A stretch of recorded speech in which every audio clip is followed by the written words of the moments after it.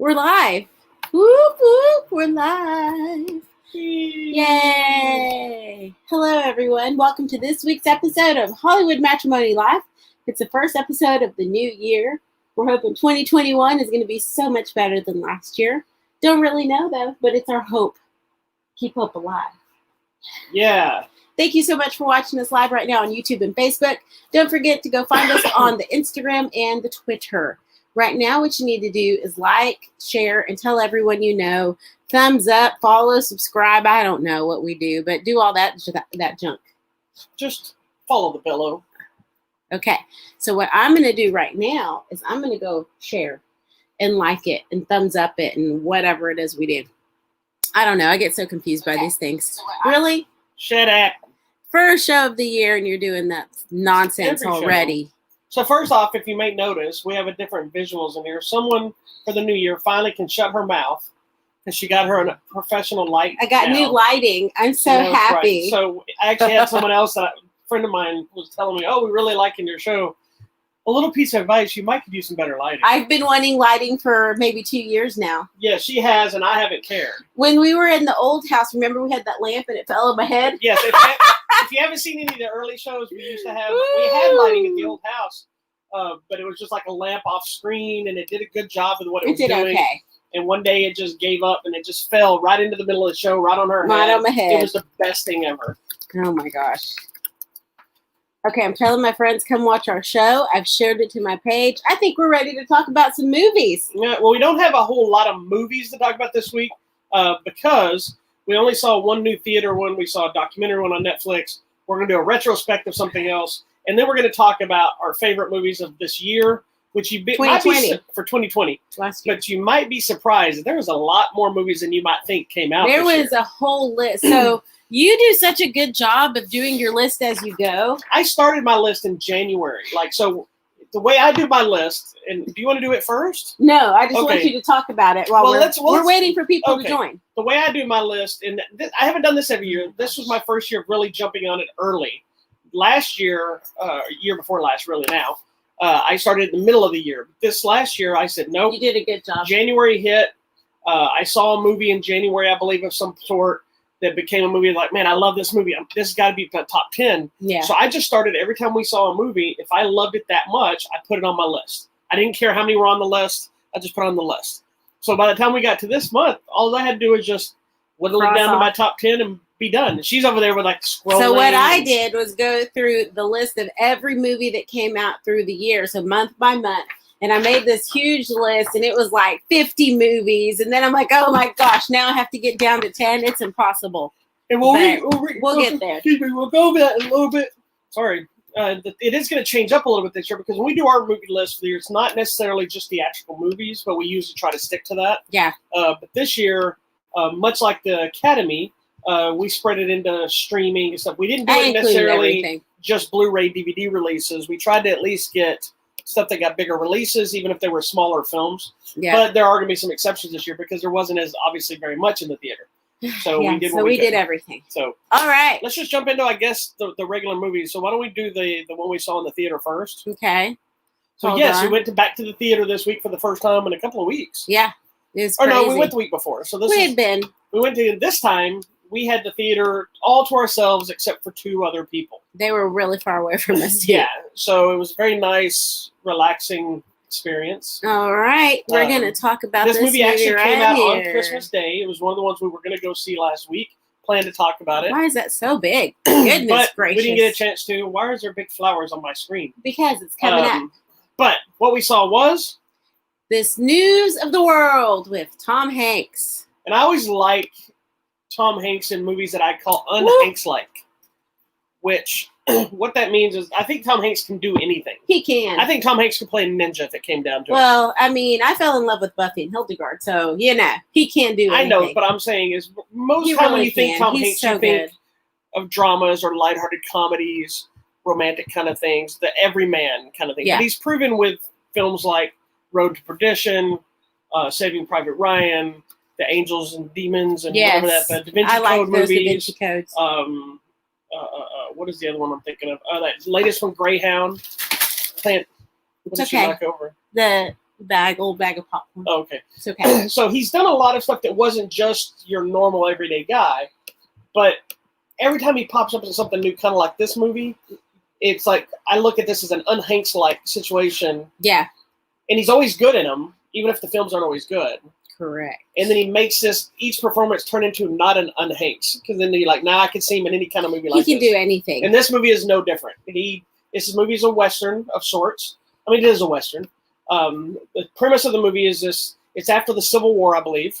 Correct? Yes. Hey, stop. And he's this captain who basically rides town to town and reads the news. Yeah. The world news and all these different newspapers. I'm assuming, because some of the people can't read.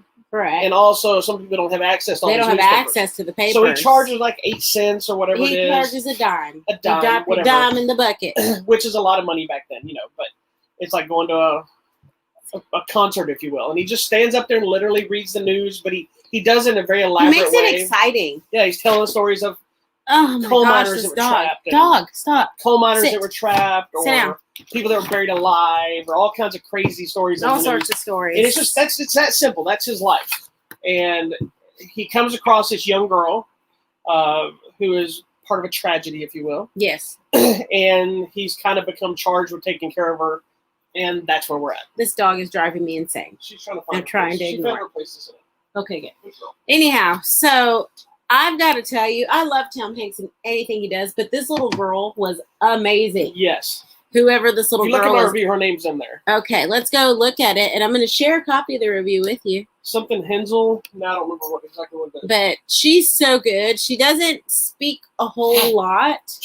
And when she does, we don't necessarily understand all of it. Yeah, she does not speak English in the movie. No, which is scroll down a little bit. Just a little further in there. A bit more. Helena Zingle. Helena Zingle. Well, Helena, you are awesome, girl. She is. Tom Hanks is excellent in this movie. He's kind of an everyman kind of role, but he's got a lot of loss and heartache. And what's funny is the whole movie I thought about after the fact, because the movie is kind of slow, but then once it gets going and they get together, it becomes a movie of like somewhat adventure. It's like against the elements. Yeah, a little survival story. People, there's some violence of shootouts. Also, I feel like they're both kind of lost. Well, it seems to me it's like it's almost an exact story of the time period because the vibe the movie gives of being kind of dull. Because the opening is kind of slow. I didn't realize that she had the same thought I did until we talked a little bit afterwards. That I was like, man, this movie's kind of boring at first. Not bad, but it's just slow and it's because you're meeting everybody. But once they get together, it picks up and it gets really, really good. But it feels like very much like that's the time frame. Like the fact that people are excited for somebody to ride around and read the news. Yeah, that's basically sad. Tells you the slow, methodical, kind of boring nature of what's happening really speaks for that time period. Yeah, I mean, because a lot of it is they're traveling on the road to get to the next city. Yeah. And it's just like this sad little horse and buggy show, and it's kind of sad. Well, it doesn't even start there. It starts off as just two horses. I know. It's just a horse pulling a horse. It's sad. It's lonely. But also you find out through the story, he's kind of sad and lonely, and the little girl's kind of sad and lonely. Feeling so lonely. Yeah, but they've both gone through some tragedies, and I feel like they help each other through it. Yeah. That's kind of, it's a story of that, but it's about the two of them. It is. And when it gets to the point where, like, seeing them communicate, this is ironically very much like when we watch Monster Hunter. It's two people that don't speak the same language. Yes, fighting for a common thing. Yeah, they're trying to and he doesn't want to have to deal with this little girl. He's not hateful, so that was a nice twist. It's so funny. There's one scene he's like, I never knew taking care of a child would be so hard. Like, and it's interesting because a lot of movies like this, they typically make it the person's angry and the person's kind of hostile because I don't want to. This is not my issue. In this case, he was somebody just trying to do the right thing. Well, and then when he realizes, there's no other option, he's stuck with this child. He's going to just, I'm going to still do the right thing. While I'm still doing, he tells her, like, I love that part where he's like, all right, I'll take you such and such, but I still got to read the news. Yeah, so you're going to have to go with me. Yeah. And so he still tried to maintain his life while making sure he took care of her to get her to what she needs. Mm-hmm. Then the sub-story of this is very much dealing with the times that we're in Texas after the Civil War. Everyone here in the South is angry that the North has won, that they're being told there's no more slavery. They're angry and they're fighting it. Who knew this movie was going to be so much about race? It was so deep because, and when I guess I never really thought about that. Yeah, everyone here lost. They had a president they hated, and they're like, we're not getting rid of slavery. Oh, we can't have slaves, fine. They just can't live here. So they were like kicking out. It's like, we've taken care of those blacks and Mexicans. They didn't say they're that, not. They did. They didn't say black. They said. I thought they said the other word or the color. Oh, sorry. Yeah, yes, they said black. The N-word, they said the other word for it, but they got rid of. They're like, they can't come in our county. So it's interesting because we're dealing with that whole time period, and Tom Hanks, unwillingly or just because it was his business to do. This thing is making noise. He fought in the war because that's what he was supposed to do. But he had I don't know if he really had a feeling one way or another, but I don't think he hated anyone the way the others did. So we dealt with Black people, the Mexicans, because we're in Texas, also all the Native Americans. And there's that one sad scene that was like Trail of Tears sad. Oh my gosh, it's so sad. And then the buffalo. What's crazy though, I mean, we were dealing with such a heavy What's crazy though is while that element is there and it's a major part of the history of what's going on, it's not really a major part of the movie. You know what I mean? But you have to know it's happening. Yeah, it's not a race movie. No, not at all. But it's about him and this little girl. It's very prominent in there. That everywhere they go, it's kind of come up, and like there's dealing with the railroad, and so it's that time period of the building of our nation, and there's so much back and forth, and people are angry and people are not, and then he's just trying to tell the news, and then people are like, well, we need to find, and he's like, whoa, I'm just reading the news, so it's really actually very interesting. Yeah, and I don't think we get enough Westerns anyway. I don't think so either. Like, believe it or not, there's a ton of Westerns that still come out, but they're all straight to video. They're usually cheap. And I was going to get to that because my favorite part of this whole thing is there's this cool shootout. Yeah. And what I love is Tom Hanks being an older person in a shootout. He's moving like an older man. He's like sweating everywhere. He's stumbling around. He's stumbling and he's trying. Oh my gosh, that was like the best scene. Yeah, there's no delusion to try to make it an exciting like he's going to be like, well, even then, it's not even an exciting shootout. It's even the guys that are shooting at him that clearly kill people often. They're not overly great. Nobody's the great marksman. It's just, it felt to me like a real type of shootout of these guys are shooting, things getting hit. They're trying to figure it out. The solutions to it and the cleverness, the way they handle it. It's just a great really movie. dug this movie. It's by the a end good of it. movie. It really is. Yeah, it has a slow start, but by the time it gets to the end of it, you just got to stick with it. And it takes a pretty heavy turn later on. There's so many things happening. There's one element I wish I could tell about, but I don't want to spoil it. But I'll see if I can describe it. You'll know what I'm talking about. There's a moment that they deal with a major part of the elements. But the way the elements are used and then how it infuses another culture. Yes. Almost like they blew in. I'm telling you. You know what I'm talking about? That was that scene I was saying. It felt supernatural. It's not a supernatural scene, but it felt like a supernatural element to what these people believe in and what you're being told from the little girl through the whole movie. Yes. It was like perfection for that scene. It was afterwards we'll discuss it. Yeah, it was amazing. The movie was good, you guys. It is. It's really good. It's like, should I go ahead and put that in the top one of this year, or was it last year? It's directed by Paul Greengrass, who is known for doing the Bourne Identity films. Oh, like wow. That. Okay. So it was interesting. It's a little bit different turn. This is one of those movies that, ironically enough, too, it didn't get, I don't believe it got the early release pay-per-view thing. I think it was just theatrical, which means it's not going to make the money that it possibly could have made previously, which is ironic because this movie is standing and dealing with a time period that's very much like what we're dealing with right now through a pandemic of fear and loss and not a lot of things to do and not going out to do things like, you're going to town to read news. We go to the theater and it's like a ghost town. I know that was going to be my theater experience because that was actually making me really sad. Yeah. So we got there. I don't think we went too early. Maybe it was the first showing. It wasn't. It was the second showing. It wasn't. 10:30 was show. We went at 12. We went at 12.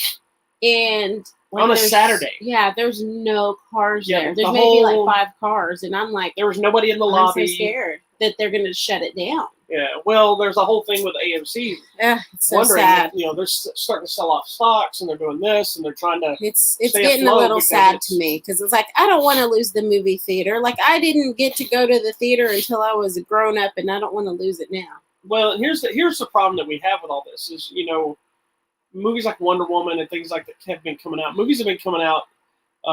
Like Tenet was the biggest blockbuster that came out initially. That really struck the fought for its place. It got moved around. It finally came out, and it didn't do the numbers everybody thought it might still do. And you get a lot of people that don't feel safe enough to go to the theater. Which I'm telling you, going to the theater is safer right now than going to the grocery store. It is because nobody's there. So if you have a fear of going to the theater because of the COVID stuff, that's probably the safest place to go. Yeah, they're so ready. They have those big electrostatic-y. Yeah. Everything's covered with the plexiglass. They look like Ghostbusters because they have the big tanks. I had one of those, not that, but like a vacuum cleaner when I worked as a custodian. Yeah. I used to feel like a Ghostbuster. It's awesome. But there's hand wipes everywhere, sanitizer, and there's no one there. They block seats off, but because there's no one going, it's essentially empty. Yeah. And so, like I said, we went on a Saturday at noon, and for a movie that was less than a week old, or about Tom Hanks, you got about a week old Tom Hanks movie. And it was 4 people way up here and 2 people way down there. Yeah, never even saw. Yeah, it's one of those things that people are afraid to get out and go. The people that do want to go are so picky about going, but then there's the financial part that some people can't afford to go right now. True, that's the other thing. And it's one of those things that the only way it's going to recover is for people to get out to go. But then there's also not a lot of movies coming out, and sadly, there's not a lot of people that are willing to watch a movie. It's not just something they really, really, really want to see. Like, I don't think you knew much if anything about this movie. No, but anything with Tom Hanks, I know the trailer, but I didn't really pay attention to the trailer on purpose because I kind of wanted to be going to it fresh. Yeah. And, going to see something like this, or back when our first time we went back to the movies, which we saw Cutthroat City, neither one of us really knew much about it. No, it was good, though, too. I liked it visually. And so really taking a chance, this is like one of those perfect opportunities to, when you feel comfortable, go watch a movie that you probably would have never watched before. Yeah. Even if it's an older movie, something that you never had interest in, or they almost all the theaters that are still open are also offering the renting out the theater for $100. Yeah. And so even if you want to spend the $100 for you and your spouse and your kids, you'll have the whole theater by yourself and watch whatever you want. And you're like, $100 is a lot, but if you, $2, 4, 6, 8, $80 for 4 people, if you have 4 people to go automatically. In this case, you get the whole theater by yourself. Yeah. You might do that. That might be fun. I've been thinking about trying to do that. Maybe see a bunch of friends want to go, and then we can all scatter. Yeah, we can all split out. So if they want to go, and we can scatter out. We'll do that. Pick something. That'd be fun. Okay. Anyway, love it. But News of the World's in theaters now. Check it out. If you feel safe enough, if you feel like you're ready, because the vaccine's happening, whether you're ready to take it or not. At some point, things have to go back to some semblance of normal, but you have to also that's going to be. You also have to be. Well, I'm talking about in general. You have to be cautious. You have to be smart. You have to be respectful. Like, we wear masks when we go out. We wear masks the whole time we're in the theater. Except for eating or whatever. But we're at least with us. Even if I'm taking a drink of water, take the mask. I take my water. I put my mask back on. I don't just sit here necessarily with my mask off. I do like those little face mask things we got. Oh yeah. So, we got the little plastic face mask things, and then you put your mask on top of it, so it's not pushing your face. Way, so it helps not fog. You can breathe and communicate better. Yeah, but anyway, at some point you got to get out there and live. You can't. I'm not saying go against guidelines. I'm not saying just be COVID safe. Yeah, but eventually you got to go out there and you got to continue your life somehow, however it's going to work for you. And movies and theaters are a big part of that. And if you want movies to come back to the theater, you have to go see them. Yeah. Because, movies like this, don't make a lot of money. Thankfully, I think it only didn't cost a ton. But, Wonder Woman gave everybody a little bit of hope because it's already made over $100 million worldwide. Yeah. Theatrically. So it gives a glimmer of hope that some people are willing to get back in there. So we'll see what happens. All right. News of the World in theaters now. Next. All right, so the next one, let's do our retrospect first, because I think this other one's perfect to go into the year-end stuff. Okay. So on the television, on Christmas or New Year's Day, debuted the highly anticipated 3rd season of Cobra Kai. Wow. And now this, we don't really talk about TV. Hopefully we'll do our TV Tuesday this week. Yeah. And we'll talk all about it. But leading up to that, because we're us, anytime there's a sequel or something coming on, we rewatch anything and everything related to that. And I am so glad we did. So with this one, we dived right back into Karate Kid 1 and 2. And then we paused it. We watched Karate Kid 1 and 2. We stopped it. And then we watched all 3 seasons of Cobra Kai back to back. Mm-hmm. Now, some people are like, well, why haven't you already watched Cobra Kai 1 and 2 recently? Well, we watched it back when it was still part of YouTube Red. Yes. Which was long before it debuted and became everybody's cup of tea on Netflix. Like, where have y'all been? Yeah, absolutely. Late. It's crazy seeing people suddenly talk about it. And then I had originally forgot. Like, we've been talking about this for a year. Where have you been? Yeah, and people were like, really? Is it that good? And we're like, yes, it's so good. It's good. And then people I know that had told me, oh, that's so stupid, I'm not going to watch it. It gets on Netflix. They're like, oh my God, have you seen it? So anyway, we watched all 3 seasons of that. Then we dived right back into Karate Kid 3 and not the Karate Kid film. Karate Kid 4, which is the next Karate Kid. Not the Karate Kid. With Hilary Swank. All right. Anyway, so what we're going to do is we're just going to do a retrospect of the films today. Very quick. Not the show, so have no fear. We're not going to spoil things on the show. The show is really good, and I do recommend you watch Karate Kid 1, 2, and 3. So we didn't discuss this. We've discussed my side of this. Yes. Me being a martial artist, I have a big connection to the Karate Kid. I was going to say, watching these movies with you is difficult. It is. We'll talk about that too a little bit. But that being said, while I love Bruce Lee, and like Enter the Dragon and Chuck Norris and all that kind of stuff, those weren't my big movies initially. They're way bigger to me now and years later, but back then it was the Karate Kid and Van Damme, like Bloodsport and the Karate Kid, and then China O'Brien and Blood Fist with Don Dragon Wilson and Cynthia Rothrock. Those hit me before a lot of the Chuck Norris, like Chuck Norris, Lone Wolf McQuade, stuff like that hit me because I wasn't allowed to watch some of the other ones, like the Octagon and things like that. And Enter the Dragon, I didn't get to see until much later. So I didn't have the usual Bruce Lee influence that every martial artist has. I was this other guy, right? And because of my obsession with renting movies, I was constantly renting video movies. But going to the theaters, me and my dad were always going. So we had gone and saw No Retreat, No Surrender at the theater, which is Van Damme's one of his first American bit parts. He plays Ivan the Russian, even though he's not Russian. A whole nother discussion.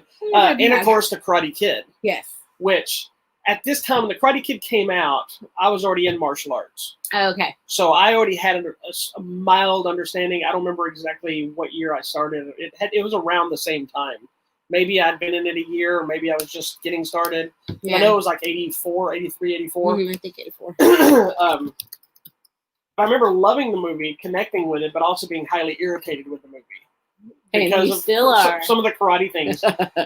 But that being said, I still love the movie. Yeah, I still love it. It's a nostalgic movie. It is frustrating, and I apologize. No, it's fine. I get it. I totally understand. And then they're even doing stuff sometimes in the show that was frustrating to me. That one kick thing. Like, no. Which one? It was like, let's do a back thrust kick. So what you do is you turn and you do a side kick. I'm like, what?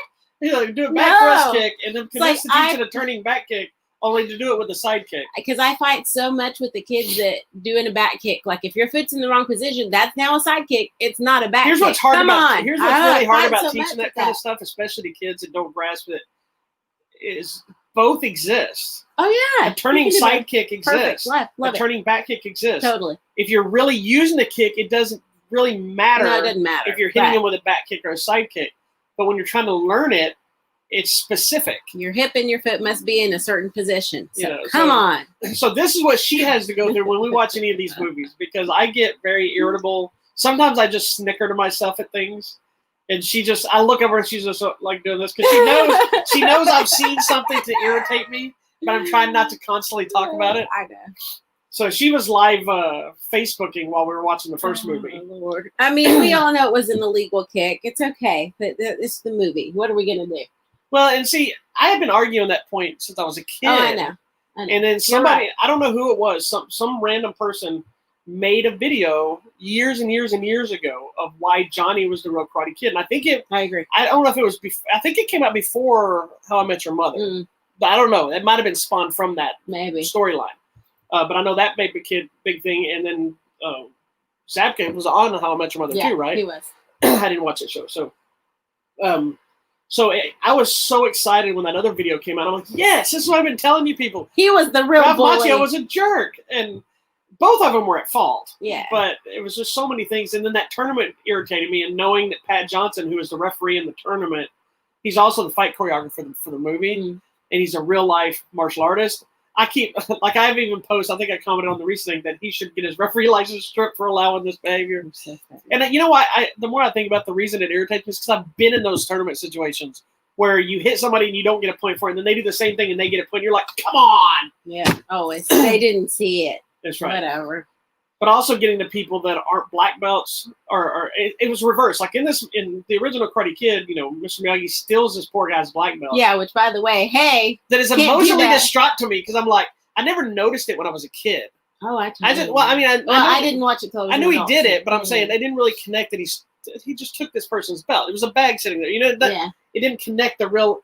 Like now, like my belt is I'm a big stickler with my belt. Nobody's allowed to touch my belt. You can't. I don't care who you are. My mama can't touch my belt. She'll lose a finger. But and now every time he steals that belt, I'm like, come on. But what's crazy and old, this is kind of a reverse lie, because I remember coming up in tournaments, and black belts would put on lower ranking belts so they could compete in the lower grades and so beat they could people. win. Yeah, that's mean. And it became a big deal to where then they would also. DeLuna wasn't having me do that crap, but there were other schools would put their black belts and lower belts, no intention of winning, just to take this other person out at a tournament. Like it would get found out that this person, some vendettas. Because then you would see him at a belt test, or they would see him at another tournament competing in the black belt division. Sometimes at the same tournament, they would come in, they would put on a green belt, say they would compete in the green belts, win, and then 4 hours later, by the time they got to their other part, they would be in a black belt competing. And the way they would try to tell them was like, well, they're a black belt in this, they're only a green belt in this, yet they've only go to one school. And so I think they've cracked down on that now. But I remember seeing black belts that I knew were in lower belts that I knew weren't those kind of people. I'm like, what? And they're like, such and such has been doing this scamming people. So my instructors put me in a green belt, just told me to kick his ass. Oh. I was like, okay. And they would beat the crap out of them. So anyway, telling you, there's all. The only thing I'm very upset about this whole Karate Kid world is that I was never part of a cool karate gang rival fight. Like, there was never karate gangs at our school. You wanted a big karate fight? No, it was like I was the only one in my school from my class. I didn't have a bunch of karate friends that we roamed the halls like we were running things. It wasn't Cobra Kai High School? No, and there was no other karate gang walking around either. Oh my gosh, this dog. So I'm like, where's all the karate gangs? Yeah, that's what you were looking for. Anyway, so what is your connection with this my gosh. Karate Kid, other than Elizabeth Shue? I think Elizabeth Shue. That's the only reason. No, I liked Karate Kid. I don't remember when I saw it. Obviously, I was older, and I liked it. I thought it was fine. I'm more into the emotional story of Mr. Miyagi and Daniel. Yeah. So I mean, because even now, I still cry every time when Mr. Miyagi is telling That's why those movies work. Saying, yeah, the movies don't work because of karate. It's not because of Daniel's son or Ralph Macchio walking like this. It's not him. He walks forward on it's Pat Morita. I mean, he's the real thing here, and he didn't even know karate. Nobody in that movie when they made it knew karate except for Martin Cove, Kreese, excuse me, who does know karate in the movie. Yeah, he stands there like this. Yeah, he's the only guy that knows and that does none. Yeah, but I will say Zabka went on to train, and he actually did like two that I know of. The movie's called Shoot Fighter with Bolo. That were straight to video martial arts films. So he like capitalized on it and kept making them. Went with it. And last I heard he got to like a green belt. I don't know if he continued his training or not. Okay. I'm going to go with not after seeing him in So we watched all these, we watched the 4 original movies. So what's your favorite? Of the original? Yeah. So part 1's just him dealing with the bullies. Here's the deal. Part 2 is when they go to Okinawa. Yeah. Part 3 is. This is going to be a Rocky scenario all over again. Yeah. Because, we always discuss the Rockies and how I love Rocky 5. Yes, nobody else does. Because of the fight. Not necessarily the movie, but because of the fight at the end. I really love that fight. And it kind of, the original Rocky movie is obviously a great movie. Rocky 4, and all the Rocky. I love all the Rocky movies. 4. I watch Rocky 4 so much. And we're waiting on, I think this year's when the Rocky 4 director's cut's going to be coming out from Stallone. Anyway, so Karate Kid is kind of the same thing. I love all of them except for the 4th one. With Hilary Although I will say, I'm glad you were patient and rewatched it and actually took it in this time. Revisiting it, well, I've done it before. Revisiting it, I don't hate it as much as I used to, because it's really the same crap. I think the thing is, it's that where the hell's Danielson? But they don't really mention him other than I lived with his boy, which made it really creepy and connected more with the creepy stuff I was saying about it beforehand. I had a whole other sub story, but we're not going to talk about that. Well, no, because right now, remember, they're in Boston. He went to go see this guy. So Danielson he's supposed to be in college. Well, in theory, but he gave all his money away for the bonsai shop that didn't succeed. Well, so maybe he's running the bonsai shop and he's doing college. Anyway. And remember, we find out in the news show that Mr. Miyagi is the one that inspired him to go into car sales. So anyway, but here's what I'm going to say is I think while I love the original as a film, the original stands at the top of all of them.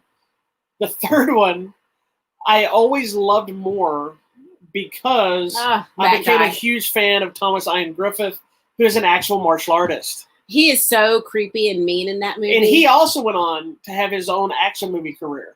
Yeah. He did a movie called Excessive Force and a bunch of other stuff. He played Dracula in Dracula 2000. Not Dracula, but the main vampire in Dracula 2000. Yeah. Vampires. Vampires. Wes Craven's Vampires movie. Yeah. So I became a fan of his, but I think it's because that movie actually had karate training in it. Like the first movie, the first two movies drive me nuts. Because the first one, there is no karate training in that movie for Mr. Miyagi. He just has him does chores. True. And while muscle memory aspect is fine, you're not going to learn to fight doing chores. Even in Karate Kid 4, there's actual training in that movie. Yeah, he does. Even though they get super excitable about her succeeding and jumping this massive jump kick, it was all like, oh, I finally, because I didn't remember what it was. You're like, that's just a jumping side kick. She does a jumping, it's not even a side kick. She does a jumping roundhouse. Oh, jumping roundhouse, sorry. She does a really good jumping roundhouse, mind you. Yeah. But she just did it off a rock. Well, she was jumping from this rock to that rock. No, she landed on the ground. Oh, she was supposed to land on the rock, Penny. I don't think that was even part of it. I think you were supposed to. Yes, it was. Okay, well, whatever. All she did was jump up and kick and land. It's hard thing to learn, but they made it sound like the crane kick, which is another crap move. Mm-hmm. But jumping front kick's a great move, but not doing this crap and waiting for somebody to quit. Anyway, don't get me started on all this crap. Wow. I love the series as a whole. And just so you know, I think the fourth movie is just as important to the series, or potentially important to the series, as the other three movies are going to be. Obviously, with the new series, the first two movies are very important. Yes. We think the third movie is going to be important soon, potentially. Yeah. But so which one is your favorite? Please don't tell me the next Karate Kid, or I'm going to have to punch you in the face. I do like the Hilary Swank one. She just loves Hilary Swank. But I love Hilary Swank. Face. But I'm going to say part two, because I like the whole traveling back to Okinawa to learn more about Miyagi and his dad, and the story with Komiko and the older lady that Mr. Miyagi was in love with. Does it bother you that the whole thing's filmed in Hawaii? No, it doesn't. Okay. Aloha. If you haven't seen it, I like that one. I don't know if I ever showed it to you, but did I ever show you the Jordan Slansky, Conan O'Brien Karate Kid episode? No. So his love of Okinawa came from watching Karate Kid 2, according to their little thing. So they're actually in Okinawa. Oh, okay, that's funny. And while they're there, Conan gets Ralph Macchio on the phone, and he tells George Lansky the movie was not filmed in Okinawa, it was in Hawaii. It was in Hawaii. And then he also tells Maybe I did see that. That's also one where he tells him his name is mispronounced. It should be Macchio, not Macchio. Oh my gosh! If you haven't seen it, go look up Conan O'Brien, George Slansky. Oh my gosh! Kid. All those things are so dumb. He's so mean to him. That's some of my favorites. Anyway, so make sure you watch Cobra Kai season 3. It's on Netflix now. You should watch Karate Kid 1, 2, and 3. I'm just gonna wink at you. I'm not giving you. Definitely watch 1 and 2 before you watch the show, just because that's gonna set you up for everything. But you need to watch all 3. And hopefully, I guess probably not 3, but not 3 yet. But I think 3 is gonna be important. Okay, we could be speculating, but I think it's gonna be important. For sure. You need to know. You need to remember 1 and 2. All right. And that show is way better than has any right to be. Cobra Kai. I love this thing. I do too. It's so good. Vader, stop. Vader. He just messed up the camera. No, I don't think so. If you can't see us anymore, it's the dog's fault. No, it's Vader, fine. Come here. Vader, come on. Okay, sorry. Both dogs are here today. It's a little crazy. All right, moving on. Next thing. All right, we've got a lot to talk about. Well, yeah, because this next thing is kind of leading into the new year. So it's a new year. So we kind of just came across this. We didn't know anything about it. It's awesome. But we saw this documentary of sorts on Netflix called Death to 2020. Mm-hmm. And it showed Samuel L. Jackson. We said, we're in. Well, I'm in. Because who knows what he could be saying about 2020. So essentially, it is an actual stop. Sorry, the dog's moving the thing. It's a recap of literally of the whole year of the politics, the Black Lives Matter, the pandemics, Tiger King, everything that's happened this year. It's a recap. So much actually happened. This last year was so long, and it it was too long. What they've done is they've taken various actors, Leslie Jones, Samuel L. Jackson, Hugh Grant. I don't remember who else. Anyway, a whole bunch of people, and they're playing parts in the movie. They're being interviewed for a documentary about 2020, the end of 2020. So they play different parts. So like Samuel L. Jackson plays a journalist. Leslie Jones, I think, is like an author or something. Yes. There's a couple of people, I don't know who they are. One of them plays the most ordinary person in the world. It's like, you've been voted the most ordinary person in the world. Dude, oh my gosh, what is happening? What are you doing? No idea. They say hi to you, fur babies. The fans are saying hi. I think he needs to go outside. You need to go outside? All right, you talk about Lord. this. Anyhow, so throughout the documentary, we get clips of everything that's happened this year. And the year was actually really long. It's surprising that so much happened because it's going through and I'm like, that was this year? It really was. But it's very funny. It's kind of a little bit of sarcasm, dark comedy. And throughout it, Samuel L. Jackson is just being interviewed, but he's interjecting some of the, oh, well, we didn't know that Black Lives mattered. So it's a lot of that. It's a little bit of political take on things, but it's actually really interesting, very funny. And my favorite part is they're interviewing this one guy who's a scientist working. Yeah. That's who plays him. He's a scientist guy who's this best-selling author or whatever. He is so funny and such dry humor. And he says such stupid hilarious things. He does what I'm going to spoil this one just because it was too funny. Spoiler alert. It's not really a spoiler in this movie. It's just. But funny. He basically talks about. He goes. I don't even remember the setup, but he talks about when he's celebrating an indoor with the music, and the celebrations of such and such, and they're like, I think that was Return of Jedi. He goes, were you there? I was there. He goes, those little bears knew at a party or something. Oh it's just so stupid. Then there's another one with a guy who's in a lab working on the vaccine. That dude was so and he's explaining the science behind the vaccine. And suddenly there's like cows walking by on the screen. They're not, but they're clips in there. So, he's like, wait a minute, what are you showing? It's like he's seeing the clips and he knows it has nothing to do with what he's talking about. And they're like, oh, we're bored with the science.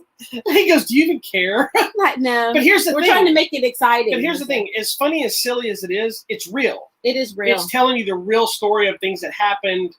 Both sides. It's not all just bashing Trump. It's bashing everything. I like the one lady too. That's the what are they Karen? Called? The Karen. There's a Karen in there. She's like, no, but I was just doing it because I care. That's right. And then one of the boom mic guys, this black guy, and she's like, are you supposed to be here? And she goes, is he with you? I'm like, oh my gosh. But so it brought in every single crazy thing that happened this year into a fun, sarcastic, funny style documentary film. And it works. And it makes you remind you of how much crap is really going on. That's what I was saying. Like, did that happen this year? But it did. Yeah. And it talks about the Tiger King crap. And it's like, it's amazing. It's hard to believe that Tiger King was this year. We know Carol Baskin killed her husband. Yeah, we all know. But there's no body, no crime. It's one of those movies that I hope they do this every year. Because even if there's not this much stuff to talk about, it's such an entertaining way to find out a recap the year. It's lighthearted and stuff, but it still has serious thing. Like there's a moment where Samuel L. Jackson is talking about politics stuff or Black Lives Matter stuff. That's what I was saying. And did you tell him it gets a little? Well, she goes, that's not him acting. That's him talking. I'm like, he's not acting anymore. It's for real. Like he lays it down. But it was really, really good. And it's still narrated by Morgan Freeman. I believe. No. It was narrated by oh crap! Because I'm gonna go find it.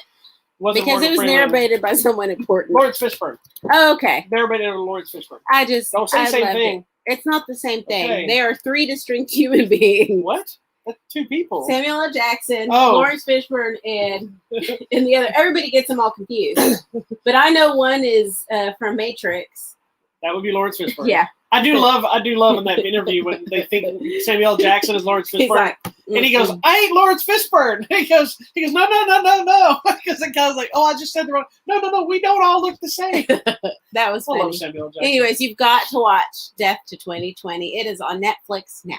So let me go let my friend back in the house, and then let's get started on our list. I am so excited. Right. Okay.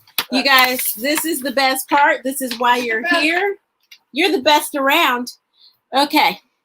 We are going to go through our top 10 movies of 2020.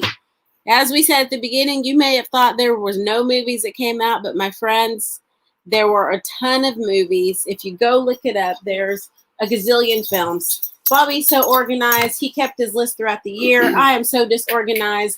I made a list like yesterday and ended up with 35 things and had to narrow it down to top 10. So I got to top 10 and some 4 honorable mentions. So don't get me wrong. I'm hiding my list. We don't know each other's list. No, we hid it from each other. So we this whole tablecloth is jacked up now. That's okay. Don't worry about it. So do you want to go first, or do you want to go? How do you want to do this? Well, let's alternate. You want to alternate, or do you just want to go down the whole list? One person, and then the other person goes down the list. I think let's alternate. I think it'll be funner. Okay. You start. Give me one. So I know. Here's how I did my list, and you can tell me. You're not counting it down. You're just giving. Yeah, these are not by which one I like the best or least. It's just top 10. And they're not also. They're not necessarily also the movies that I thought were the best made movies. They were the movies that I enjoyed the most for whatever reason. Yeah. See, and I did the same. So it's not like these are the movies I think all should be award-winning films. Some of them are going to be movies that people be like, "What?" Yeah, that probably we're the only ones that like them. Yeah. Stop. Oh my gosh, dog. They're starting. Okay, guys. Hey, nope. Do something with your lady down there. Let's go. How do I get out? I can't get out of here. Hold on. Hold on. Yeah, I was gonna let you to the side. Well, now I'm already climbing over here. Sabine, come on, let's go. Excuse me. Come on. She's sitting down now. Come on. She's gonna probably lay down now. Vader, come here. Why doesn't somebody leave the room? There. Want Vader out? Vader's fine. Vader, can you sit there quietly? No. Okay. All right, sit down. Sorry, I'm walking in front of the camera, and y'all probably watching me. I got to climb over all my cords. Ridiculous. Okay, well there comes Vader. Okay, here we go. This is the most ridiculous thing I've ever seen. Okay. But we got our lighting on point. So do you want me to go first? Or you want to go first? Oh, I'll go first. I'll give you one. Okay, these are not like numbered 1 to 10. These are just 10 movies I really liked this year. Guys, y'all are gonna have to stop. I'm telling you, put her out. Go, Sabine. Go. All right, let's try to get this. Sorry. Okay, so number 1. Not saying this was the number 1 or number 10. So one of the movies I really enjoyed, this is from the very beginning of the year. I don't know if you're even going to remember. It's The Last Full Measure. It's the movie with Sebastian Stan where they are trying to get support to get this Medal of Honor. Did we watch this? Yes. William Pitzenberger, who was the Air Force parachuter, who deserved that Medal of Honor. Samuel L. Jackson's in this movie. Never got it. And so they go on this mission and this quest to get the government to get this man that Medal of Honor. And it's based on a true story, and I love this movie. I cried all over the place, and if you haven't seen it, you should really see it. It's very emotional. It's heartwarming, and at the end, you have this wonderful ceremony with all of these veterans, and, at the end, I think the most impactful thing to me was he's like, if you were in the service, please stand. Boom. If you're married to someone, please stand. If you're related, so everyone is affected by what our military men and women do, whether or not you believe in war and peace and all that, it doesn't matter. These people give their lives for our country, and it was just the most moving movie, and I actually liked Winter Soldier in this movie, and I don't like him in most things. I just don't. You've never said you didn't like him in anything other than Winter Soldier because you don't like Winter Soldier himself. Yeah, I don't like the character of Winter Soldier. I don't like what he did. But you're a jerk because Winter Soldier's badass. Anyway, so amazingly, I picked a war-related movie. Can you believe it? The Last Full Measure. That movie's not on my list because I didn't even remember that movie existed. I remember it now, but that's why I wrote the synopsis because I didn't think you'd remember. No. Once you told me what it was about, then I remember. So I'm going to go in a complete opposite direction. Okay, good. One of my favorite movies this year was because it was nostalgic. It was unexpectedly good. and it was actually more emotional and worked way better than it deserved to, was Bill and Ted 3. What? Bill and Ted Oh Face my the gosh. Music hit my top 10 because it's a movie we've been waiting on. It's a movie I thought was going to suck. Yeah. It's a movie I thought there's no way this will work, especially without George Carlin here anymore. And I figured when it did finally get the trailer, I said, okay, it looks like it's going to be just super stupid. And it was, but I expected it to be just a fun time of stupidity. But it even, not only did it kind of work for what happened, it was the kind of movie I felt we needed during this time period. Yeah. At the time of it coming out. And also, I thought it was very genius the way they spun the whole thing about the song itself. Yes. With the world and the importance of music. Yeah. True. And it looked like Keanu Reeves and Alex Winter were having a blast. Yeah. And it did it was kind of that uplifting movie we needed this year, like bringing the world together. Yeah. And I also was really afraid I was not going to be able to see Keanu Reeves in this kind of role again. Yeah. Because he's John Wick. And he's really weird without his beard now, which before he was weird with his beard. Oh, now it's weird to see without his beard. But he looked awkward and weird, and he moved awkward and weird, but it was perfect because somebody that acts like that becomes an old person, not old, but a middle-aged man, is going to be awkward when he does it. True, and I thought it worked perfectly. Yeah. So be excellent to each Bill other. and Ted Face the Music was one of my top 10. It was a really good movie. I enjoyed it as well. What you got? Okay, I'm going to go a little out of order to get us some variety. I'm just going down my list because my list is no specific order. Guys, The Way Back with Ben Affleck. I know this is probably a good movie. An unconventional choice, but it was so moving. And I think knowing the fact that Ben Affleck personally has dealt with that drinking issue and, sought help. Yeah. That's what the movie is about. Because at the time of that movie coming out, he was going, I think we might be getting he had just gone back went back into rehab. Yeah. I might need So The Way Back, he's a basketball coach who has a drinking problem. And that movie got me because, he wakes up and he's drinking in the shower. That movie hit me on a personal level, too. Yeah, because there's some other stuff. I think that's maybe why I wiped that movie out of my head. It's so emotional and so deep and impactful, and I feel like he injected so much of himself into it. And I just love Ben Affleck no matter what. So The Way Back with Ben Affleck. Although I used to think Ben Affleck was Jimmy Stewart of this time, he's actually grown I think once he became a really good director, he became a way better actor. Yeah, I agree. But that movie has a lot of personal stuff for me in it that I don't like dealing with. So I think that's why I pushed that one to the back of my head and moved on. But it's so good. It's ironically enough, one of my next movies is also personal, and it's a more recent movie. It's The Sound of Metal. Was one of my favorite movies this year. We talked about it on the show. If you don't remember, it's dealing with hearing loss and coping with it, and I connected with it. But to me, it was not only was it emotional from the film itself and connecting with it as somebody who's losing their hearing or has hearing loss, but it made me happy that this movie exists, so that maybe even though I'm not as bad as people in the movie or tons of other people, obviously, that maybe it helps you understand what I'm hearing or seeing or dealing with sometimes. And plus it's just a really amazing movie.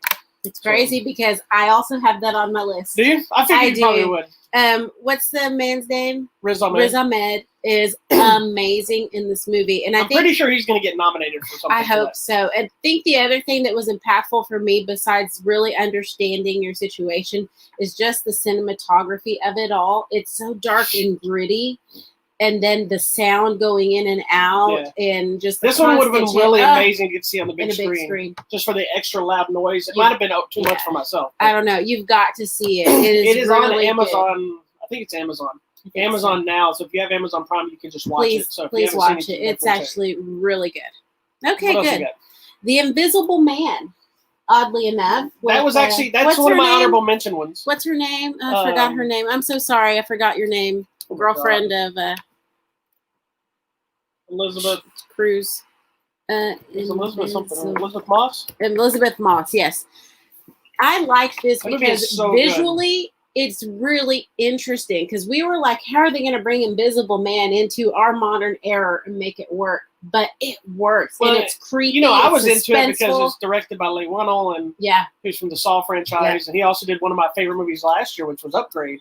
Yeah. Oh, that's such a good Wait, they're movie. talking about making a TV show out of that. How cool is that? But anyway, go ahead. Sorry. Anyways, I just loved it. Visually, it's stunning. It's emotional. It's impactful. It's suspenseful. And it has an interesting twist. Yes. And then there's another little twist at the end. I just loved that movie. It was really good. It was a really good It is movie. on my honorable mention list. Oh, it was in my top 10, but it got bumped Oh, down. okay, cool. So I agree with you on that one. Thanks, babe. My next one is actually not a new movie. Oh, okay. It is an older movie that you have not seen. Okay, that's okay. I'm bummed that you haven't seen it because I think when you see it, you're going to be like, holy crap. Oh, okay. We talked about it on this show. Feel bad. The reason it made my top 10 is because it got a theatrical release, a re-release.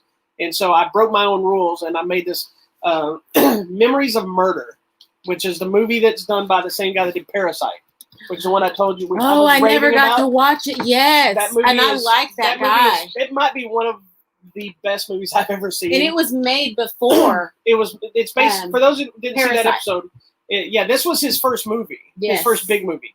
I love the idea and the star. concept. It's him and the star from Parasite, the guy that plays the dad. Because it's based on a true story, right? It is. It's based on a serial killer. And what's ironic is the movie, I don't remember now exactly if it's the release now.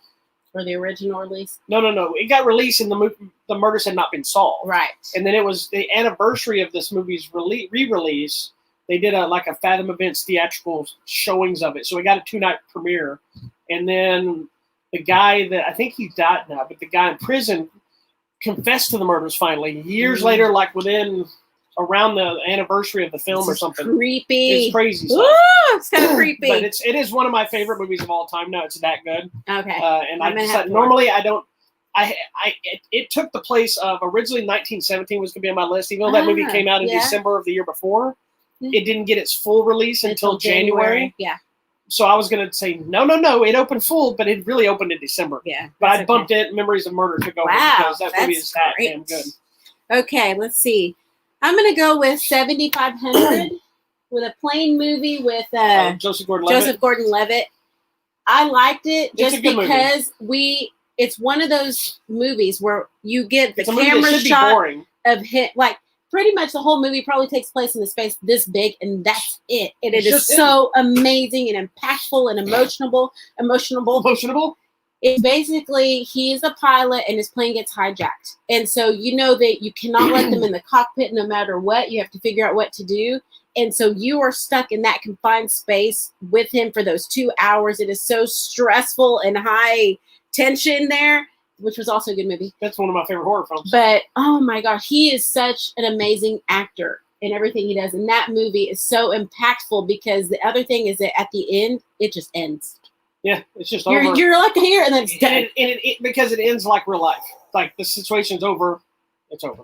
It's. I agree. It wasn't a top tier film for me, but I do agree it was a great movie. It was for me. And it was a movie I expected to suck. Yeah, and it's I think on Amazon as well. You can find it. It's online somewhere. Go watch it. All right. So this next one is another one you probably wouldn't expect to be on a top 10 list. Okay. And I don't think you'll disagree with me. And anybody that has seen it, I've already seen it on a lot of people's top 10s for their horror films and whatnot, because this is technically a horror film, but it's the movie Freaky. Oh my gosh, that was on my list and I had to mark it out. Freaky's Vince Vaughn. I forgot the young girl's name. It's done by the same director that did I love that movie too. And it's a slasher flick / comedy. Catherine Newton. Comedy, which is a horror twist on the Freaky Friday body story. switch So thing. when the girl switches place with a serial killer, it is such an awesome movie. It is a really good movie. And we talked about it on this show, but since then I learned that there's been not necessarily talks of doing it, but the director has kind of insinuated that it and Happy Death Day take place in the same universe. So there is a push for people to try to get a Happy Death Day crossover. And both I hope they do the next Happy Death Day. Catherine Newton and the Happy Death Day girl have both said, yes, let's do it. They all went in. And Jason Blum has been pushing, even though the Happy Death Day 2 didn't do very well. Yeah. He's still pushing and determined to get number 3 done. Yeah, because they set it up. And in Freaky, by the way, Vince Vaughn is amazing. He is. He's so good. Because he's having to be a teenage girl. And there's that one scene. There's a makeout scene. Oh my gosh. It's like so cringeworthy, but funny. I think the reason this movie worked, and I talked about it when we talk about it on the show, was the opening of the film sets up the slasher element. It's very Friday the 13th Halloween homage. and it's everything that Happy Death Day didn't do that I was. Yeah, there's a lot of good blood sex killing in Freaky. Now I also know Happy Death Day didn't have the push and the budget initially because it was a newer film, so I get it. It just it missed the mark. I think I appreciate it more now than I did when I saw it at first. Yeah. But anyway, Freaky is one of my. Oh, I'm so glad you got it on there because I had to mark it out. Didn't have enough 4 space. On my list. Didn't have enough space. Okay, this is a weird one, and I don't know why I like it, but I do. Vivarium with Imogen Poots and Jesse Eisenberg. I am surprised you like it because either one of them are in this movie. I know, but it is a great movie. It's so weird. It is so weird. It's the one where it's like weird alien babies. I don't know. So a lot of unanswered questions. Imogen Poots and Jesse Eisenberg are looking to buy a house. They go and they get stuck in this house, and they get a note that says, "You must raise this baby if you ever want to be able to leave." This baby's not a normal baby, and craziness ensues, and the neighborhood is not a normal neighborhood either. Madness ensues, really. And the neighborhood has a very Stepford Wives vibe to it. It's very weird and creepy, and there's still a lot of unanswered questions, but I liked it because it's so creepy and suspenseful.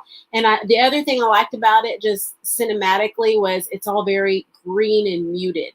Like their lives are dying slowly. It's the kind of movie that could have easily gone the other direction and not worked at all. It could have been hokey. Yeah, it could have either been not work. It's and it's going to be one you either like or you don't. I don't think there's a middle ground. For that movie. It's weird, but I don't know why. That's why I said I don't know why I like it, but I do. It's kind of like another movie that I don't.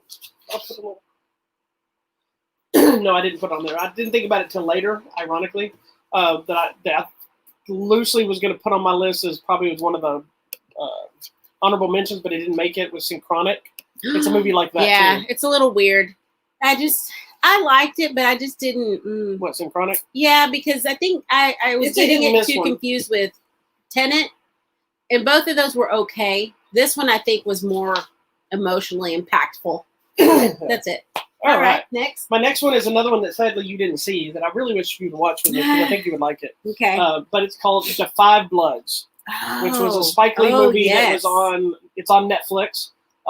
It's got Chadwick Boseman in a very small part in it, but a very pivotal role.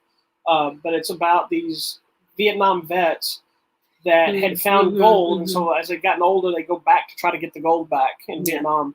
And so it's dealing with that kind of stuff, but in the past, and it's really, really good, but it's heavy, it's emotional, and that's the movie I told you about that the one guy did an interview after Chadwick Boseman died about how he felt horrible because of what he thought about him. Because on the set of the movie, apparently, in between takes, he was sitting over there and had people rubbing his feet and rubbing his shoulders and very Hollywood star-like, but nobody knew. He was just trying to keep his body moving. That's the only way he could keep going because he was fighting cancer. And this guy said he never said anything to him, but you looked at him and knew he was off Black Panther and this, and it was like Hollywood. Yeah, and he's like, I wish I could apologize to him, even though he doesn't even know I thought that. Black Panther shirt. He's like, ironic. He goes, even though he doesn't know I thought that. I wish I could because I've never felt so horrible thinking about somebody because you don't know what they're going through. Anyway, The Five Bloods. If you have not watched it, it sounds even really if you hate Spike Lee movies, this isn't anything like a normal Spike Lee for me. It's so good. And Delroy Lindo kicks ass in it. It's also got Paul Walter Hauser in it, the guy I love. He was also in Karate Kid as the Stingray. I was bummed out he didn't come back again. He's so funny. I think he's too big now. All right. Kind of, I guess, a war movie.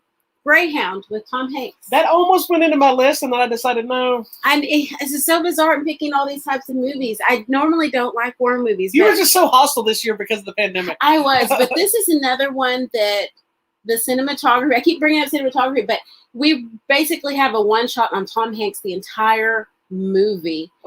Almost. And it's a submarine movie, okay? Battleship. Sorry. Battleship, there's submarines coming at them. And there's like these, the things, kind of torpedoes, and you see it like right by the edge of the ship. And it's a crazy, insane. But what I love about the movie is it starts with one scene and through all this battle stuff, and it ends with the same scene. Yeah. And it's amazing to me. And it was so, just those two, the beginning and the ending was so emotional to me. Because of what he's doing, like it really touched me because I'm like, that's what I would do in the situation. And the other thing that struck me is he's going through the day and he's like, you know what? Somebody bring me my slippers. This is going to keep going for a while. What's crazy too is that movie was one of the big standard sets of Hollywood this year because It was one of the first, at least, if I'm not mistaken, that at least aired first. Because, Trolls was the first one that got an early pay-per-view release. Yeah, but they came out on this one was on Apple TV, I believe. Yeah.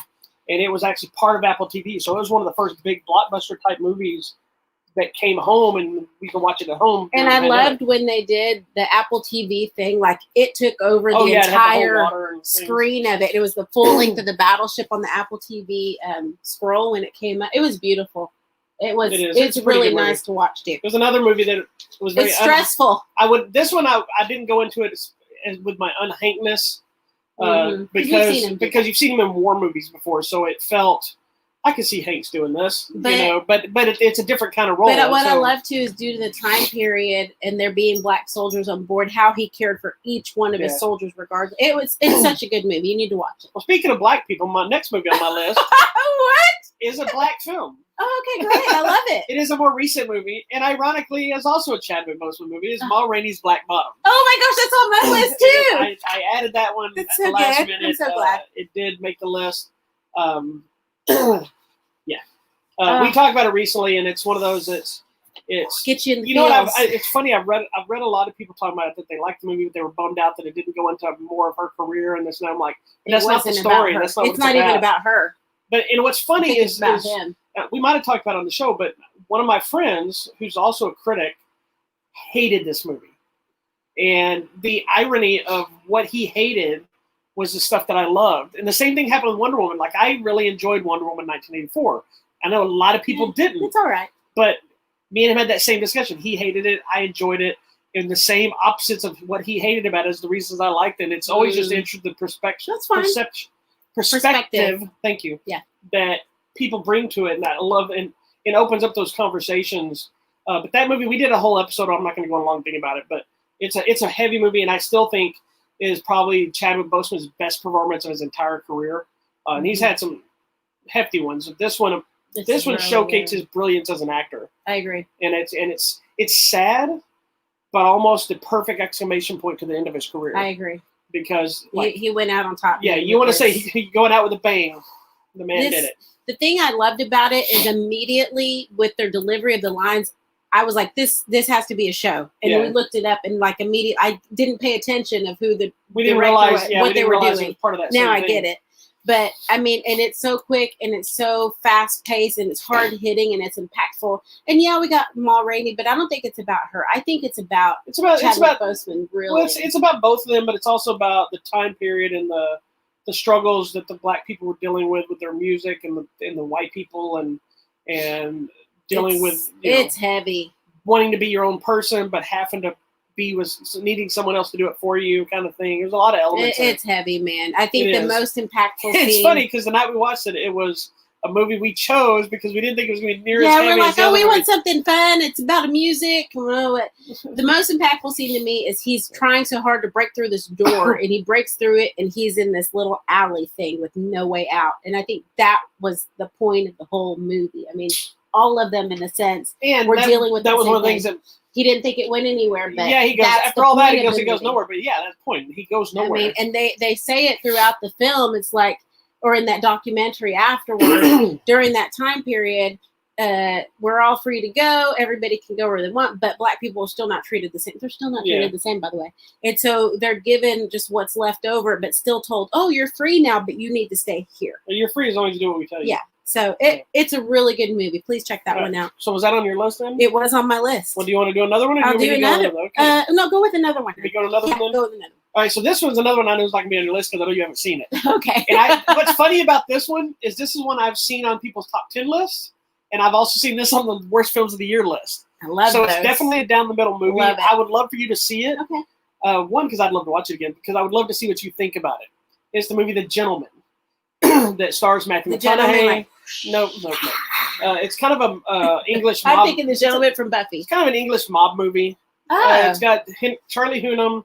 It's got Matthew McConaughey, Colin Farrell. Oh, your boyfriend. Hugh Grant. Love him. I did want to see this. Why Henry did I not Golding, see it? Yeah. the guy from Crazy Rich Asians. Yeah. I totally missed this. It's such a great movie. It's one of those. It's a Guy Ritchie film, so it's a very quick paced. Yeah. You know, got to pay attention to the dialogue. So good. I remember seeing it by myself at the theater, and I was like, And I'd heard bad things about it. I'm like, I don't care. Charlie Hunnam's in it, and Colin Farrell's in it, everybody else is mad. I saw it, I'm like, how does anyone hate this movie? This movie is so good. But it's been on my list since the day I walked out of that theater. There you go. So I was ready to fight somebody, and then I started seeing it pop on people's lists. I said, see, I'm not alone. You're not alone. So, gentlemen, and it's on pay-per-view and Blu-ray and DVD and all that stuff on me now. So there you go. What you got? Let's go down here. I said that. I'm going to check my list. Okay. Spontaneous. The movie with all the exploding kids. That movie is one of my honorable mentions. Oh, great. It was on my top 10. God, this movie just seemed so ridiculous and dumb. But once you get into it, it's a really good story. And I like that there's not really an answer. It just happens. And so I liked it. I liked that there's a lot of blood and guts, but I like that. Some people will not. So just be warned if you haven't seen it, because I know some people are like, I don't like blood movies. But it is the most violent love story ever. And it's not even that graphic. No, but it's really about the story of this one girl just trying to find her way through life, and this starts happening, and it is a very strange love story. It is, but it works. It kind of reminds me of that one where the girl's in love with the zombie.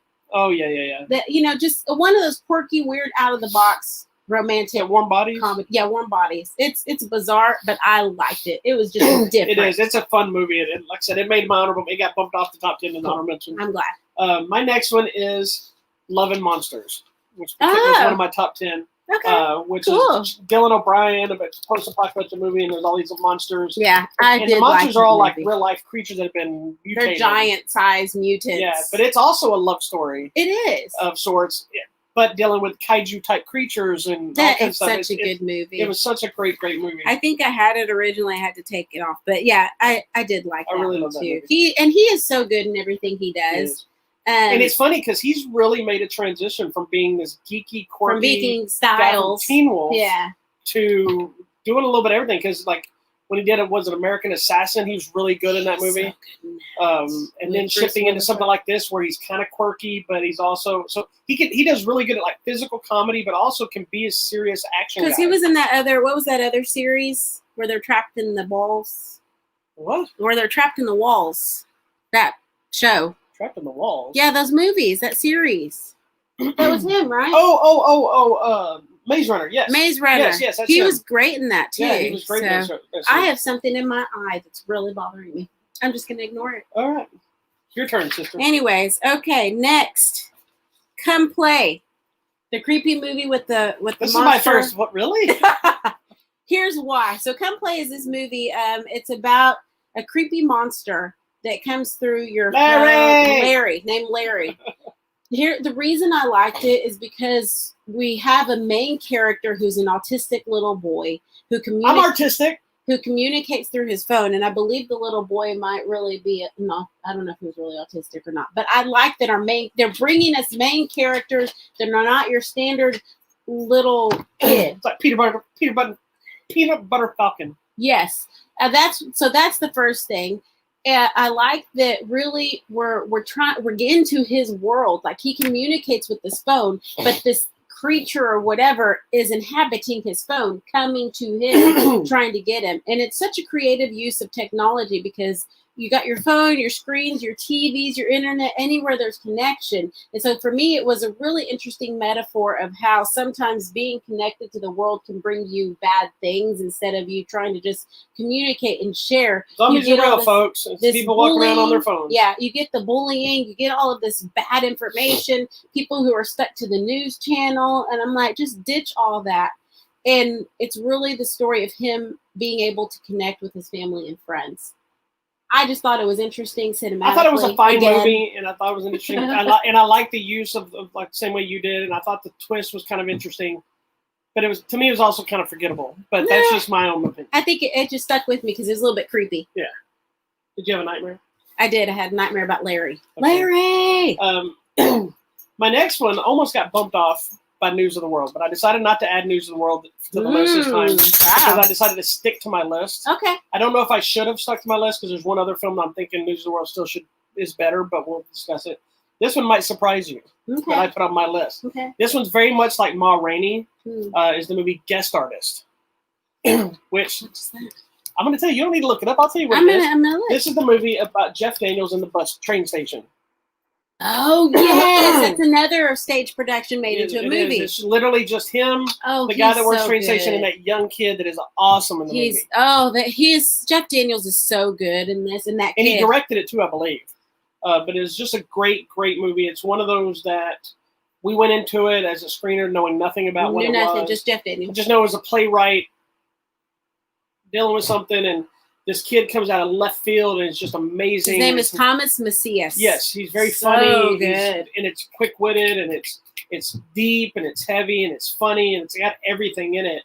It was one of those that's been sitting on my top 10 since we watched it. But I was really debating if I was going to keep it.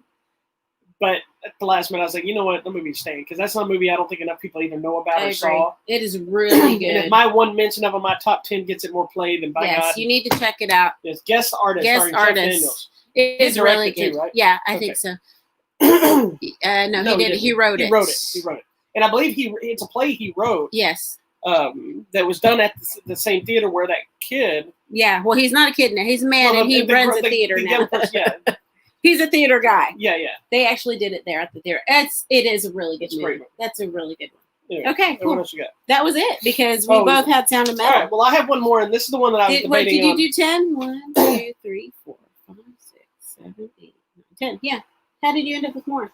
Because some of mine we both had the same. Okay. And one of them, when we had the same one, you went on with yours. Oh, okay, my bad. So my last one was the one I was really going to bump off to. For News of the World, and I opted not to because they both have a similar impact, but I think this movie is one that I think has gotten mixed reviews. Some people really love it, or some people think it doesn't give enough, and I liked it better than I thought I was going to, so I decided to keep it, and is the movie Soul. Oh, I had to mark it off. I crossed it out. I kept it because of the difference in the style of animation. Yeah. I kept it because...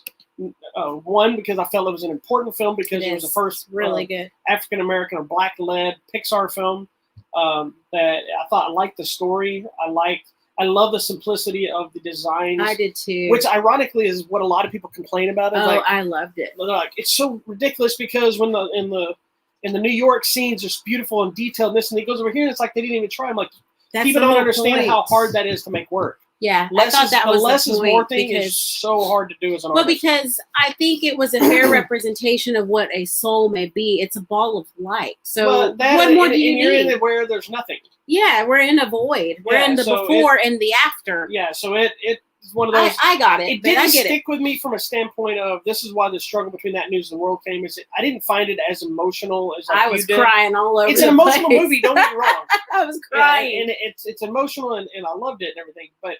That isn't what sold me. Like I found Onward way more emotional. Onward almost made it into the top 10 because it was this year as well. Yeah, I did love that movie too. It was good. But I like Onward as a whole better than Soul.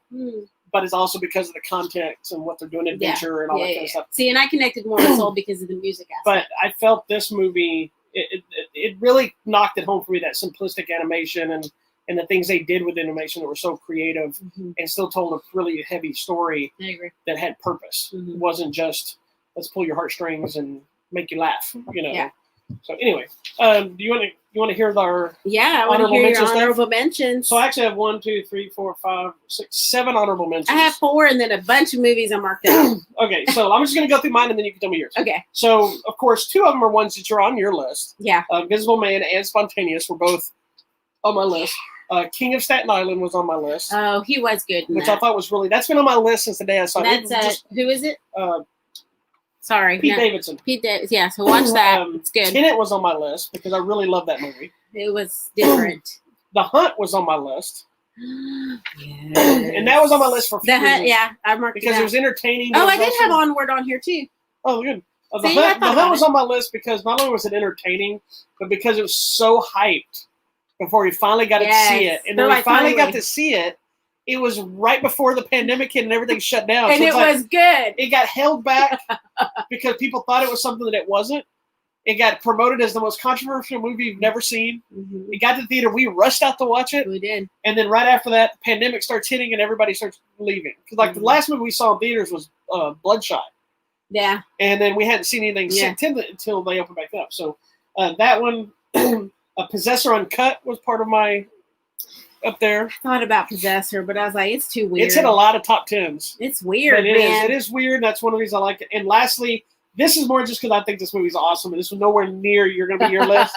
You won't watch this movie. You have not seen this movie. Okay. It is the Borat subsequent movie film. Never going to watch it. Because it is so... Ever.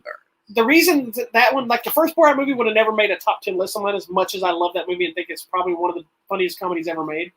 The second one is because it directly deals with the pandemic and clever stuff they do connecting the pandemic to this. And you could tell it was shot during or before the pandemic started. And then they had to move into keep shooting after the pandemic had started. Because now there's scenes in the movie where they're in New York and nobody's there anymore. Yeah. And there's a scene where he's dealing with this lady and she's like, well, you can't, like they interacted like two normal people earlier in the movie. Then the next time they come in contact, she's like, you need to stay away from me. And it's not acting because, there's these real people or whatever. And so like, you have to stay back with me and they have to wear your mask. And how they interwove that and knowing they probably had to rewrite that as it went, I just thought it was genius. So good. What you got? Okay, so I had 4. Well, I have a bunch of movies that I crossed out. Well, which one would be the ones that you would have added to your list? If I could have Eurovision, which was so stupid and funny, but it works. And it's emotional. A movie I didn't think was going to be any entertainment. No, but it got me in the feels. It is so good. Well, do you know about how they promoted that movie before it came out? Nobody knew about this movie. Yeah. And all of a sudden, the music video of them two on that rock on the beach dressed as like Viking and a space-looking person. So weird. They thought that was just some weird music video Will Ferrell put out. Yeah. And everybody's like, what is this Viking band thing? And then all of a sudden, people found out it was a movie. But then the fact that Eurovision is an actual singing contest, and that Will Ferrell's a huge fan of it. 50s or 60s. Yeah, Will Ferrell's a massive fan of Eurovision, which is oh my gosh. So funny. Okay, next, Antebellum. I just thought it was a creative way. That was on my top 10. To bring the topic of slavery into modern times, it hasn't just gone away. Before I rewrote this list, Antebellum was on my top 10. And I liked her, Janelle Monáe. She did a really good job in that movie, and it had you guessing for a little bit, and it was good. As part of my honorable mentions, Possessor and Antebellum are side by side. I'm trying to decide. That's a good one. Okay, The Trial of the Chicago 7. Just because I had no idea this actually happened and it's a real story, and all of those people in that movie were amazing. It is. It's a great movie, and it's also... That's where I'll watch Borat. I like him in that movie. You like him when he plays a normal actor. Yeah. It's an amazing movie. It is really good. And yeah. It also scored so impactful with the one black character. He's like, I wasn't even there. The guy that directed it, now I forgot his name. He's a big director, and I can't really forget his name. That movie, the success of that movie in it, actually scored him a Netflix deal now. So he's going to be doing some other movies, from what I understand. Director Aaron Sorkin. Oh yes, because he's the Facebook movie guy. Oh yeah, he does those kind of things. Love it. And then I picked Evil Eye, which I know was not the greatest out of those little set of movies, because I actually like Nocturne as well, which is the one where the sisters in the musical. I like Evil Eye because we got a beautiful Indian cast. That was my favorite. Doing a movie that's finally in English for those. Like, I love Indian films, but I liked this because it brought like now the modern Indians living in our country, but still dealing with their parents and the traditions. I loved it, and I liked the idea of the whole evil eye thing because I believe in those kinds of things, and I liked it because it was different, it was unique, and it was a little bit creepy. So. It was my favorite of those series. Yeah, of that whole 4 movies or whatever. Speaking of Indian movies, I'm very excited that we'll be talking about this month, talking about The White Tiger, which is going to hit Netflix this month. I can't wait. That'll be cool. Then I have a whole bunch of things I marked out, like Soul, Freaky, Nocturne was on there, Mulan, just because we finally got it. There's a ton of movies I really enjoyed. American Pickle, Unhinged. American Pickle was so good. I was so torn because it's so fun. I was trying to make sure I had a comedy on my list. It never quite made my top list, but I'm like, that movie is so good. And you know me, I'm a huge Seth Rogen fan. Yeah, and then Becky, which I think was a really good action movie. Becky is really good. Bad Education. Which one's Bad Education? Oh, that was that TV movie with Hugh Jackman. He was so creepy in that and good. The Willoughbys, because I loved the animation. I forgot about that one, yeah. The Hunt, I also had. The Impractical Jokers movie, just sentimental reasons. It's not a great movie, it's but fun, it's fun. But yeah, it didn't do what I was hoping it was going to do, but it's still a fun ride. Night Clerk. because he's yeah. so See, that one good in didn't it. hit me as much as you got it. Fantasy Island, again, nostalgia. But here's the thing: is I really dug that movie and was hoping we were going to get more of them, but it didn't do very well. And now they're doing a new Fantasy Island TV series. And then 2 more: Sonic the Hedgehog, because it should not have worked. I agree with you. And did you know? Speaking of Sonic the Hedgehog, the top 3 movies of this year, financially, was. I know 2 of them. I'm trying to remember if I can remember the third one. Anyway, Sonic the Hedgehog was one of them. Wow. Bad Boys was the top grossing movie of the year because it came out right before everything. And then I forgot the second one. The second one was another one that, like, what, really? Oh, man. I don't remember now. But, yeah, so Sonic is in the top 3 of the year 2020 movies. Oh, my gosh, that's hilarious. Which if that's not, like, the perfect... Bad Boys for Life, 1917, and Sonic the Hedgehog. So if that's not the perfect compilation of this year... Crazy. Like, you have a cop movie dealing with black officers. You know, you have a war movie. And you have a movie about chaos with Sonic the Hedgehog. All those movies are a perfect description of this year. Another chaos movie, The Binge. It was fun. The what? The Binge. Oh, yeah. The one that you didn't even want to watch. I know. And then one of the cutest movies that I hope everybody saw, Timmy Failure. Timmy Failure is a fun movie. It's on Disney Plus. It's so dumb, but it's so cute. Disney Plus movie. Yeah. But she was like, I can't put this, because she's snickering when she's trying to make her list. And we didn't know it was on the list, but she goes, I really want to put Timmy Failure on my list, but that's stupid. I'm like, if you like it, it's a ridiculous movie, but it is fun. Okay. Anyways, so many good movies. Yeah, so we'll post our top 10 lists on that's our wrap up for the year of movies. All right. Let me tell you about some giveaways. All right. All my children out there. Most of these are the same contests we've had going. There are a couple are going to be changing out here pretty soon. Now that we're at the new year, things should start picking back up again. We've still got a couple of copies left of The Wolf of Snow Hollow, which is really, really good. I really dug this movie. Another friend of mine just watched this, who's a massive horror buff. And he was like, thank you, because I let him get a copy of it, of my copy. And he was like, oh, my God. He goes, thank you for getting this. This is now part of my top 10 of horror films of the year. So there's that one. He was just fixing to rent it. Also, we have copies of The Opening Act. Still available. Nice. The Scott Adkins movie, Max Cloud, which is like an 80s video game fun movie. It's ridiculous martial arts and fun. We still have a couple of copies of Tenet left. And ironically, she doesn't even know about this contest. And I just mentioned it earlier. We have copies of Synchronic to give away. Oh, it is a good movie. It is emotional. It is emotional and heartfelt. Sorry, Anthony Mackie and Jamie Dornan. Anthony Mackie's good. Yeah, so it's really good. We got copies of that to give away if you haven't seen it. That's what's happening. All right. So coming out on Netflix on Thursday. There's a movie called Pieces of a Woman. I don't know if you'll want to watch this. It's a lady whose home birth ends in tragedy and sadness happens. So don't know if we want to watch that. Coming out on Prime Video on Friday, a movie called Herself. I've been hearing a lot about that. About a lady escaping an abusive partnership. Netflix, Stuck Apart. Don't even know what this is. But Grizzly 2's fun. Where's it opening? Grizzly 2, it's in limited release, so don't get too excited. Hold on, but here's the thing. That is a movie starring George Clooney. Yes. And it's an old movie. Ah. This is back before people knew who they were. But it never got released because it never got finished. Well, it's in limited release. So Grizzly 2 is near you. Go watch it. If I'm not mistaken, that's the movie. They finally finished it and they're releasing it. I'm so excited. That's hilarious. Okay, Video Demand Digital. Stars Fell on Alabama. I don't know. Looks like a little romantic comedy. Video Demand Digital. The Reason I Jumped, based on the best-selling book. Looks interesting. Oh, I hope that comes near me. There's a zombie bro. It's in limited release, so we may not see it. So that's what's happening kind of this weekend. We'll get there. It's next week. Okay. Blu-ray and DVD is kind of the same thing. It's not a lot coming out. We have a movie called 12 Hour Shift, which is like a horror flick. One of my top 10. Love and Monsters is coming out this week on Blu-ray and DVD and 4K. It is very heartfelt. It's certified fresh by Rotten Tomatoes. Then a lot of older movies are getting released. I don't see anything. Really nothing that's big.